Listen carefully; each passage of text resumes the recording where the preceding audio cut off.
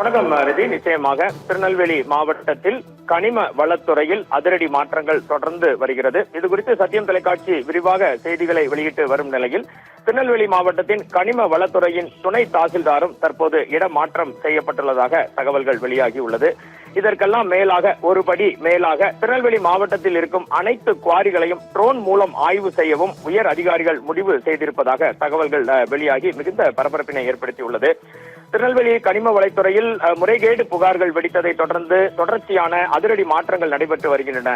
இதன் ஒரு பகுதியாக துணை தாசில்தார் இடமாற்றம் செய்யப்பட்டு மேலும் முறைகேடுகள் கண்டறியப்பட்ட குவாரிகளில் ட்ரோன் மூலம் ஆய்வு செய்யவும் முடிவு செய்யப்பட்டுள்ளது. திருநெல்வேலி மாவட்டத்தில் பார்த்தீர்கள் என்றால் பாளையங்கோட்டை, ராதாபுரம் தாலுகாக்களில் ஏராளமான கல்குவாரிகள் அமைந்துள்ளன. இந்த கல்குவாரிகளுக்கு குத்தகை வழங்குவது, கனிமங்கள் எடுத்துச் செல்ல அனுமதி வழங்குவது போன்ற அதிகாரங்கள் கனிம வளம் மற்றும் சுரங்கத்துறையின் கட்டுப்பாட்டில் உள்ளன.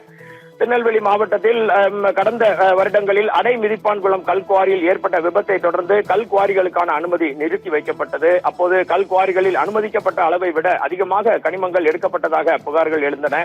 இதனை அடுத்து வருவாய்த்துறை, நில அளவைத்துறை, கனிம வளம் மற்றும் சுரங்கத்துறை அதிகாரிகள் அடங்கிய குழு GPS மூலம் ஆய்வு நடத்தியது. இந்த ஆய்வின் போது முறைகேடுகள் கண்டுபிடிக்கப்பட்டு கல்குவாரிகளுக்கு பல கோடி ரூபாய் அபராதம் விதிக்கப்பட்டது. அதன் பிறகும் அவ்வப்போது கல்குவாரிகளில் முறைகேடு புகார்கள் நடந்து வருகின்றன. தற்போது பார்த்தீர்கள் என்றால் சமீபத்தில் போலியான நடைச்சீட்டுகளை பயன்படுத்தி அதிக அளவில் கனிம வளங்கள் எடுக்கப்பட்டதாகவும் விதிமுறைகளை மீறி அளவுக்கு அதிகமாக கேரள மாநிலத்திற்கு குறிப்பாக கனிம வளங்கள் கடத்தப்படுவதாகவும் அடுக்கடுக்காக புகார்கள் எழுந்தன. இந்த புகார்களின் எதிரொலியாக மதுரை மண்டல கனிம வளம் மற்றும் சுரங்கத்துறையின் இணை இயக்குநர் சட்டநாதன் தலைமையில் 3 பேர் கொண்ட அதிகாரிகள் குழுவினர் நெல்லை அலுவலகத்தில் செயல்பட்டு வரும் நெல்லை கலெக்டர் அலுவலகத்தில் செயல்பட்டு வரும் கனிம வளம் மற்றும் சுரங்கத்துறை அலுவலகத்தில் கடந்த வாரம் முழுவதும் விரிவான ஆய்வினை மேற்கொண்டனர். இது குறித்து செய்திகளை சத்தியம் தொலைக்காட்சி வெளியிட்டது. இந்த ஆய்வை தொடர்ந்து 40க்கும் மேற்பட்ட கிரஷர்களுக்கு நடைச்சீட்டு வழங்குவது நிறுத்தப்பட்டது. இந்த முறைகேடு கண்டுபிடிக்கப்பட்டதன் எதிரொலியாக திருநெல்வேலி கனிம வளம் மற்றும் சுரங்கத்துறை உதவி இயக்குநர் பாலமுருகன் காத்திருப்போர் பட்டியலுக்கு மாற்றப்பட்டார். தென்காசியின் கூடுதல்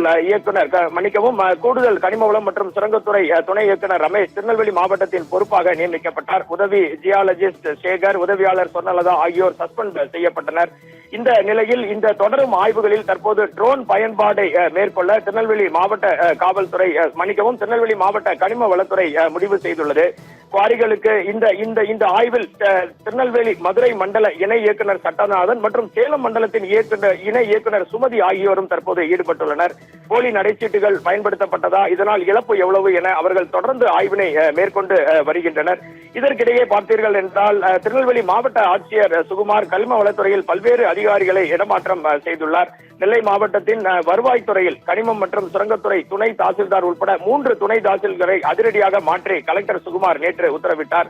இதன்படி திருநெல்வேலி மாவட்ட புவியியல் மற்றும் சுரங்கத்துறை உதவி இயக்குநர் அலுவலக தனி துணை தாசில்தார் கனிம வளங்களை பார்ப்பவர் இவர் குமார் என்பவர் நெல்லை கலெக்டர் அலுவலகத்திற்கு மாற்றப்பட்டு கலெக்டர் அலுவலகத்தில் பணிபுரியும் கும்பையா என்பவர் புவியியல் மற்றும் சுரங்கத்துறை உதவி இயக்குநர் அலுவலக தனி தாசில்தாராக மாற்றப்பட்டுள்ளார்.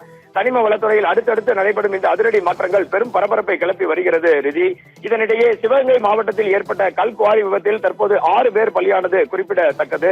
இதனைத் தொடர்ந்து தமிழகம் முழுவதும் நடக்கும் குவாரிகளில் விதிமீறல்கள் நடைபெற்றதா என்பது குறித்து அதிரடி ஆய்வுகளை தென்மண்டலத்தின் பொறுப்பாளரான மண்டல இணை இயக்குநர் சட்டநாதன் தலைமையில் தற்போது ஆய்வு மேற்கொண்டு வருகின்றனர்.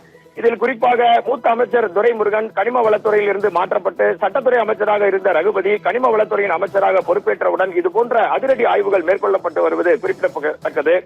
இதனிடையே நடைச்சீட்டு வழங்கும் முறை கணினி மயமாக்கப்பட்ட பிறகுதான் இதுபோன்ற பிரச்சனைகள் எழுந்து வருவதாகவும், எனவே தொழில்நுட்ப கோளாறை சரி செய்தாலே முறையாக கனிம வளங்கள் துறையில் நடைமுறைகள் நடைபெறும் எனவும் குவாரிகள் சங்கத்தின் சார்பில் ஒரு கருத்து தெரிவிக்கப்படுகிறது.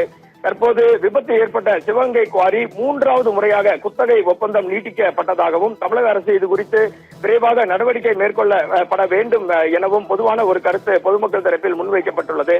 தென் தமிழகத்தின் மண்டல இணை இயக்குநராக கனிம வளத்துறையில் இருக்கும் சட்டநாதன் இதுகுறித்து தீவிர நடவடிக்கை மேற்கொள்ள வேண்டும் என்பது அனைத்து தரப்பினரின் எதிர்பார்ப்பாக உள்ளது. இறுதியாக பெயர் குறிப்பிட விரும்பாத கனிம வளத்துறைகள் சத்தியம் தொலைக்காட்சியிடம் பேசும்போது முறையான வழிகாட்டுதல்களுடன் இணையதளம் மூலம் சிரமம் ஏற்படாதவாறு கனிம வளத்துறையின் செயல்பாடுகள் இருந்தாலே கனிம வளத்துறைக்கு தமிழ்நாட்டின் டாஸ்மாக் வருமானம் அளவிற்கு வருமானம் பெருகும் என்ற ஒரு முக்கிய செய்தியையும் நம்மிடம் பகிர்ந்துள்ளனர். இந்த அதிரடி மாற்றங்கள் மற்றும் கனிம வளத்துறையில் எடுக்கப்பட்டு வரும் நடவடிக்கைகள் மிகுந்த பரபரப்பை ஏற்படுத்தியுள்ளது.